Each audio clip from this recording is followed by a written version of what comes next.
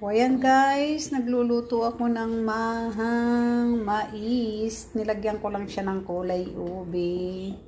Parang ube siya. Ayan o, paluto na. Ayan, dandahan lang natin siyang haluin.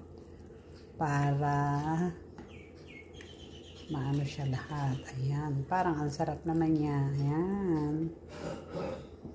Ayan, lolo, lapit-lapit na po. Ayan. Nagluto po si Mami ng maha. Ayan.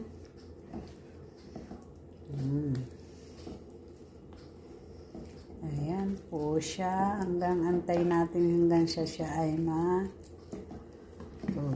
Ayan. Lagyan ko po siya ng isang condensed